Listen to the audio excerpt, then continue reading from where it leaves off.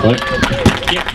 As Caroline said, I'm a botanist from the local area, and I've come to speak about the vegetation that's been lost through the coal mine so far and could potentially be lost in the next 50 years. The Anglesea Heath has been mentioned. This is a nationally significant vegetation community, and over the last 50 years during the current coal mine operations, there's been approximately 300 hectares of this nationally significant vegetation been lost already.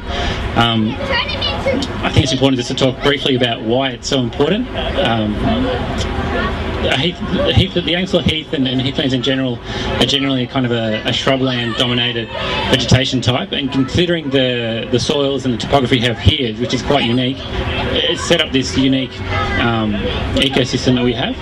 There's approximately over 620 flora species been recorded in the Anglesea Heath area, and that's about a quarter of all of Victoria's flora species that we have, so already that shows how much diversity there is. Within that, there's about 8 species which are nationally significant and about 20 other species which are state significant. That includes 2 species which are endemic to the Anglesea Heath only. That's the only place they occur in the world. That's the Anglesea grevillea and also the Anglesea slender sun orchid. When you have large areas of intact vegetation, it's obviously going to be habitat for animals as well. The site supports habitat for about 22 mammal species, and this includes 2 state significant species as well, the powerful owl and also the swamp antechinus. Another thing which Anglesea is well known for, in particular the heath, are orchid species.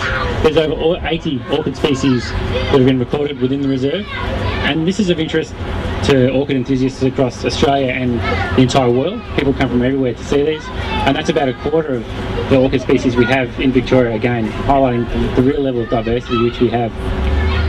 I mentioned that it's nationally significant. That's been denoted by the Australian Heritage Commission, and so it's on the National Estate Register, and they obviously have really strict criteria as to why it's there. And the other places that are listed on this listing include our alpine national parks, the Great Barrier Reef, Kakadu. To me, that really shows how important it is. This shows that this is nationally significant in Australia. That vegetation type is one of the most important ones we have. The local Alcoa staff, they've got some great environmental staff, and they do restoration and revegetation works, direct seeding, things like that, and that's fantastic work they do. However, it will never recreate the complexity of the vegetation type that occurs naturally. So looking forward, the potential new 50-year lease, obviously there's a major concern that this could lead up to another 300 hectares of potentially of this nationally significant vegetation community going into the mine again.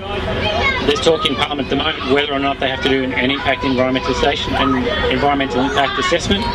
Obviously, as a concerned local naturalist, someone who appreciates the local biodiversity, which I'm sure everybody else here does as well, that's what we all live here for because of our beautiful environment. We want to make sure that Alcoa has to go through all the strict guidelines that all other vegetation clearance goes through, both in our state and nationally as well. So that's about it. Thank you.